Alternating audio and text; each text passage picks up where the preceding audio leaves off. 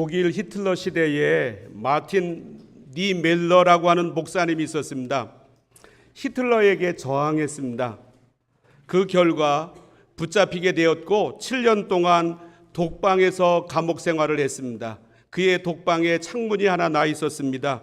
그 창문을 향하여 머리를 들었더니 그에게 유일하게 들어오는 장면은 죄인의 목을 매는 밧줄과 교수대였습니다. 어떤 때는 사형당한 사람이 교수대에 매달려 있는 모습도 보였습니다. 늘 사형대만 바라보고 있다 보니 죽음에 대하여 매우 큰 두려움이 그를 사로잡았습니다.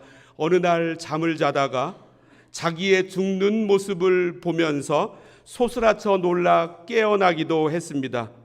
그렇게 교수대에서 죽는 장면만 보고 살게 되다가 어느 날 갑자기 내가 왜 교수대만 묵상하는가 하는 깨달음이 왔습니다.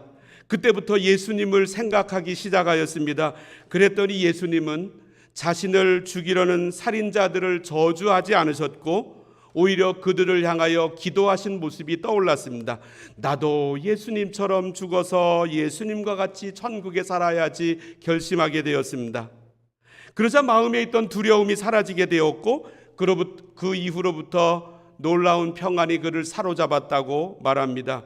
시험을 당할 때 예수님께서 시험을 당할 때 천사가 도왔던 것처럼 마치 천사가 자기 자신을 지켜주는 것과 같은 느낌을 받았다고 합니다. 그래서 그 독방이 이제는 예수님과 속삭이는 밀실이 되었습니다. 7년이 지나고 나서 이 니멜러 목사가 석방되었습니다. 그 후에 지난 7년 동안의 느낌은 마치 깊은 산속이나 수도원에서 예수님과 함께 지내다가 세상으로 돌아온 것과 같다라고 고백했습니다. 그런데 우리들에게도 그 니멜러 목사가 받아 누렸던 놀라운 선물이 주어졌습니다. 무엇입니까? 첫 번째로 우리에게 세상을 이기는 선물이 주어졌습니다. 2002년도입니다. 꽤 오래되었습니다. 22년 전에 브라질 상파울로에서 목회하시는 어른 목사님을 모시고 우리 교회에서 부흥회를 열었습니다. 그리고 이제 목사님하고 사적으로 대화할 시간이 쭉 있었는데 그분이 주신 말씀 중에 하나가 생각납니다. 목회는 성공하는 것이 아니라 승리하는 거야. 목회는 성공하는 것이 아니라 승리하는 거야. 목회 성공을 향하여 달려가던 저희에게 귀한 교훈이 되었습니다. 예수님은 성공의 삶을 살지 않으셨습니다. 오히려 승리에 초점을 두고 사셨습니다. 예수님께서 만약 성공에 초점을 두고 사셨다면 아마 선택을 달리 하셨을 것입니다. 어느 날 보리떡 5개와 물고기 2마리로 모인 사람 남자 장정만 5,000명, 여자와 어린아이는 세지 않고 5,000명을 먹이셨습니다. 그런데 그 일을 예수님께서 하시고 난 다음에 요한복음은 이렇게 말씀합니다. 그러므로 예수께서 그들이 와서 자기를 억지로 붙들어 임금으로 삼으려는 줄 아시고 사람들 생각에 예수님만 모시고 있으면 앞으로 먹는 것 걱정은 하지 않겠다. 다시 혼자 산으로 떠나가시니라. 예수님께서 성공을 위해 사셨다면 이들을 붙잡으셨을 것입니다. 그런데 예수님은 그와는 정반대로 사셨습니다. 그러자 그 결과는 요한복음 6장에 그때부터 그의 제자 중에서 많은 사람이 떠나가고 다시 그와 함께 다니지 아니하더라. 예수님은 성공과 전혀 반대로 사셨습니다. 특별히 세상은 예수님을 흔들었습니다. 40일 동안 금식 기도하신 예수님에게 사단이 찾아와서 이렇게 유혹했습니다. 하나님의 아들이라며 하나님의 아들이라고 하는 사실을 한번 증명해봐. 그러면 세상 모두가 너 앞에 무릎 꿇을 것이 아니겠는가? 이 돌들을 명령하여 떡이 되도록 만든다면 사람들이 그렇게 할 것이다. 또 성전 꼭대기에 예수님을 세우고 하나님의 아들됨을 한번 증명해봐.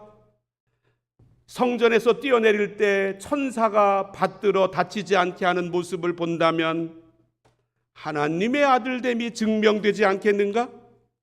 그리고 세 번째로 높은 산으로 예수님을 데리고 가서 천하만국의 영광을 다 보여주며 나에게 경배하면 이 모든 것을 너에게 주겠다. 마귀가 예수님에게 의도한 바는 이 땅의 성공을 추구하는 것이었습니다. 그러나 예수님은 이 성공을 거부하셨습니다. 밥 버퍼드라고 하는 미국의 분이 계십니다. 이분이 하프타임이라고 하는 책을 썼습니다. 축구와 같은 경기를 보면 전반과 후반이 있습니다. 그리고 그 중간에 15분간의 하프타임이 있습니다. 인생도 이와 비슷하다는 것입니다. 인생의 전반전은 누구나 할 것 없이 다 성공을 위해 전력 질주한답니다. 그런데 어느 인생의 순간에 성공이 인생의 전부가 아니라고 하는 사실을 깨닫게 됩니다. 그리고 이제는 의미를 향하여 뛰게 된다는 것입니다.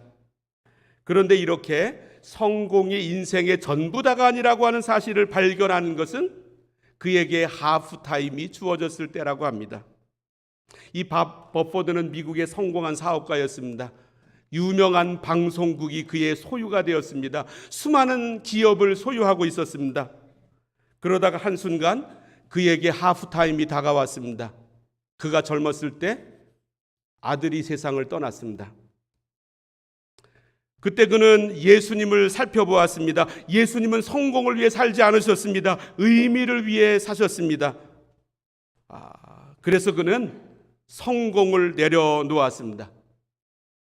그러면서 말하기를 나이가 한 40쯤 되면 인생의 목표는 더 이상 성공이 되어서는 안 되고 승리가 되어야 한다라고 그는 말합니다. 나이가 50이 넘고 60이 넘었음에도 불구하고 여전히 성공을 향하여 달려가는 사람들이 많다라고 하는 것입니다. 나이가 50이 되고 60이 되었다고 인생의 후반전을 사는 것이 아니고 성공을 내려놓고 이제는 승리가 인생의 목표가 되었을 때 비로소 그는 인생의 후반부를 살게 되는 것이라고 말합니다. 성공이 인생의 가치였을 때에는 나보다 더 많이 가진 사람 앞에는 가지 못했습니다. 돈을 많이 번 사람, 거대한 저택 앞에 저택에 사는 사람들과 어울리지 못했습니다. 성공의 서열로 그 사람을 바라보고 나를 바라보았기 때문입니다. 나는 한참 아래였기 때문입니다. 그러나 성공이 아니라 승리가 인생의 목표인 사람은 예수님처럼 살아갑니다. 예수님이 이렇게 말씀하셨습니다. 인자가 온 것은 섬김을 받으려 함이 아니라 도리어 섬기려 하고 자기 목숨을 많은 사람의 대속물로 주려 함이니라. 하나님은 우리에게 성공을 약속하지 않으셨습니다. 대신에 우리에게 약속하신 것이 있으십니다. 그것은 승리입니다. 오늘 두 번째로 읽은 본문 4절과 5절이 이 말씀을 하고 있습니다.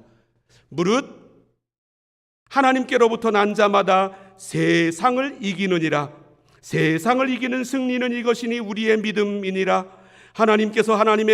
예수께서 하나님의 아들이심을 믿는 자가 아니면 세상을 이기는 자가 누구냐. 이 4절과 5절의 두 절에서 이긴다라고 하는 말을 세 번이나 하고 있습니다. 세상은 나를 길들이려 하고 있습니다. 세상은 세상의 흐름에 나를 순응시키려고 합니다. 세상이 하자는 대로 나로 하여금 따라서 살라고 나를 향하여 명령합니다. 세상은 나로 하여금 세상 앞에 굴복하게 만듭니다. 세상을 따라오라고 말합니다. 세상을 따라가지 않으면 인생의 패배자가 될 것이라고 말합니다. 비참하게 살 것이라고, 낙오할 것이라고 말씀합니다. 요한계시록을 보면 7교회를 향한 편지가 나옵니다. 요한계시록 2장과 3장인데 거기에 나오는 공통적인 말씀이 있습니다. 공통적인 말씀, 이긴다라고 하는 말씀입니다. 계시록 2장 7절에 이기는 그에게는 내가 하나님의 낙원에 있는 생명나무의 열매를 주어 먹게 하리라. 또 2장에 이기는 자는 둘째 사망의 해를 받지 아니하리라. 또 2장에 이기는 그에게는 내가 감추었던 만나를 주고 또 흰돌을 줄 터인데, 또 2장에 이기는 자와 끝까지 내 일을 지키는 그에게 만국을 다스리는 권세를 주리니, 3장에는 이기는 자는 이와 같이 흰옷을 입을 것이요 또 이기는 자는 내 하나님의 성전의 기둥이 되게 하리니, 그리고 이기는 그에게는 내가 보좌에 함께 앉아 있게 하여 주기를 내가 이기고, 이렇게 말씀합니다. 사도 바울도 로마서에서 환난이나 곤고나 박해나 기근이나 적신이나 위험이나 칼이랴 기록된 바 우리가 종일 주를 위하여 죽임을 당하게 되며 도살할 양과 같이 여김을 받았나이다 함과 같으니라. 그러나 이 모든 일에 우리를 사랑하시는 이로 말미암아 우리가 넉넉히 이기느니라. 넉넉히 이기느니라. 미국의 스캇 팩이라고 하는 기독교 정신과 의사가 있었습니다. 이분은 여러 해 전에 세상을 떠나셨는데, 그의 책 아직도 가야 할 길이라고 하는 책에서 자신이 평생 동안 수많은 사람들을 상담하고 나서 알게 된 결론을 말하고 있습니다. 사람들은 이렇게 생각한답니다. 인생은 쉬운 것이다, 옆 사람들을 보니까. 그런데 나에게만 이런 어려운 인생이 왔다, 이것이 얼마나 큰 문제인가? 그런데 그분은 말씀합니다. 인생은 절대로 쉽지 않다고 말씀합니다. 인생을 다 어렵다는 것입니다. 그러면 이것이 전부 다입니까? 아닙니다. 우리는 이길 수 있습니다. 하나님의 사람들은 다 어려운 삶을 살았습니다. 그러나 그들은 다 이겼습니다. 예수님처럼.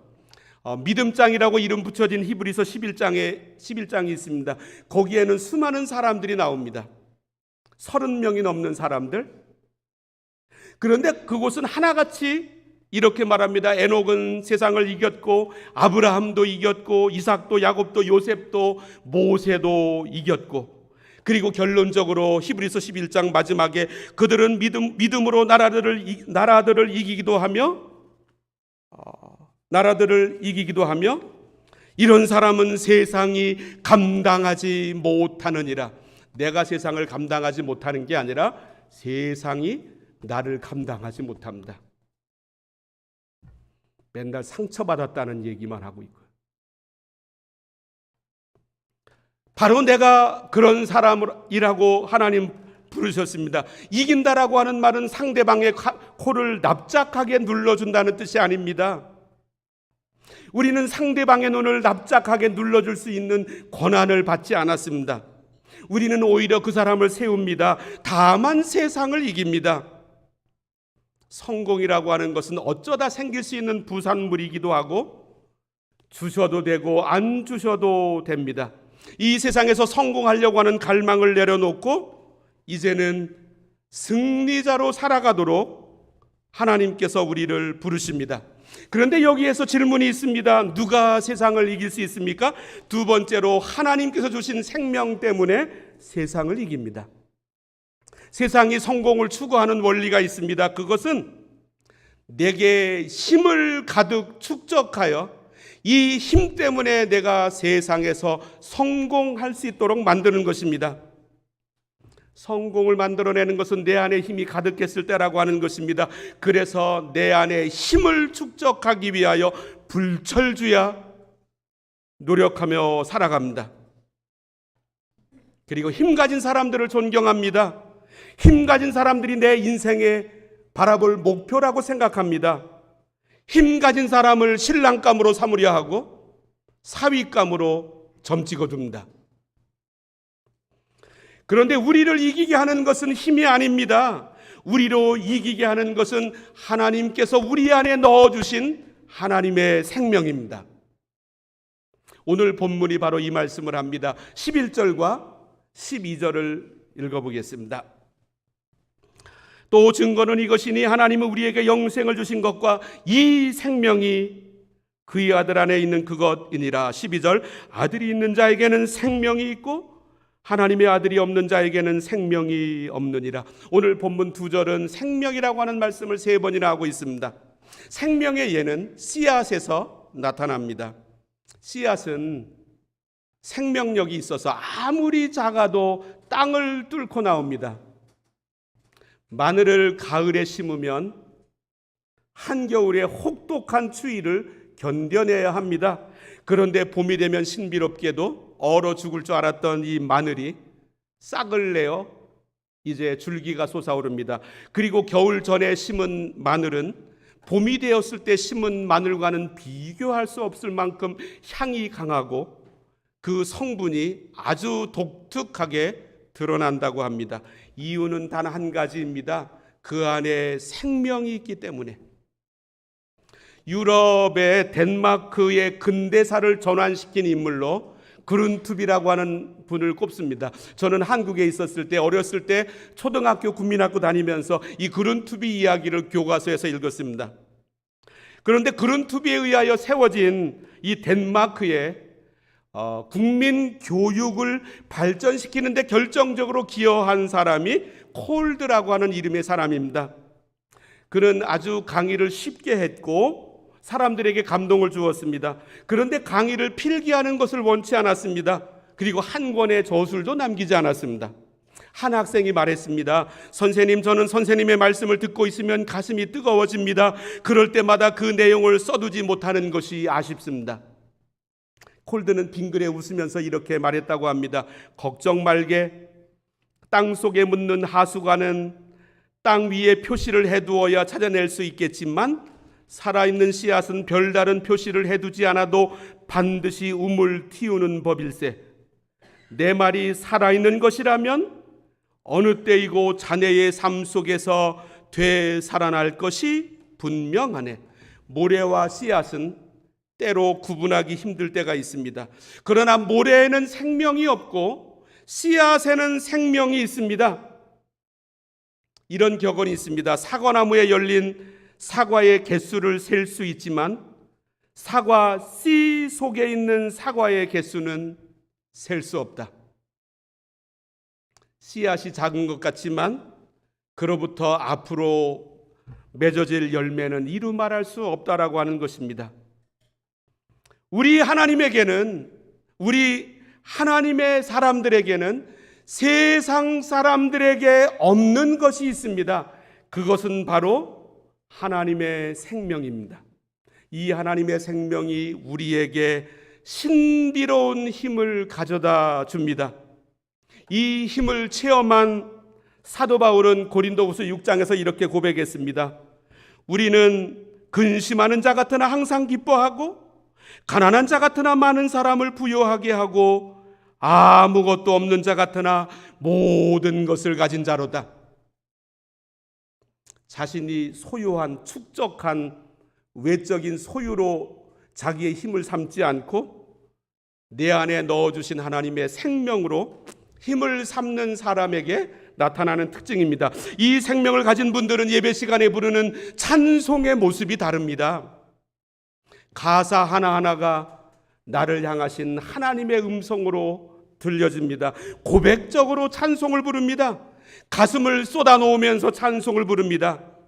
그래서 이 하나님의 생명이 있는 사람은 인생의 짐이 무거워도 경제적인 어려움이 다가와도 인간관계가 힘들 때가 있어도 얼마든지 이겨낼 수 있음을 믿습니다. 하나님의 생명이 우리 안에 있기 때문에. 세 번째로 예수님을 모신 사람에게 하나님의 생명이 나타납니다. 우리 믿는 사람들이 종종 이런 대화를 합니다. 교회 다니십니까?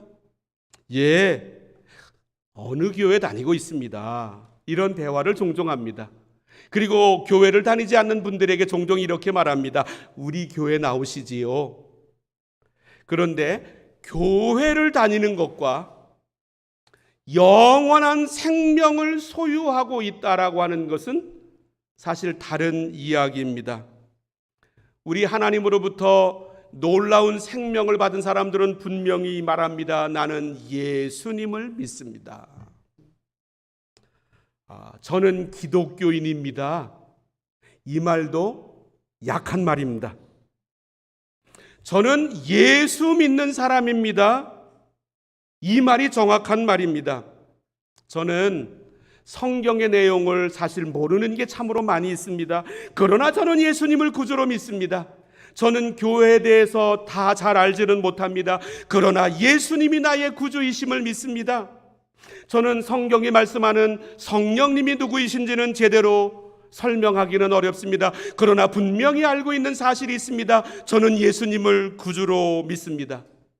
저는 제 안에 아직도 모순이 많이 있음을 발견합니다.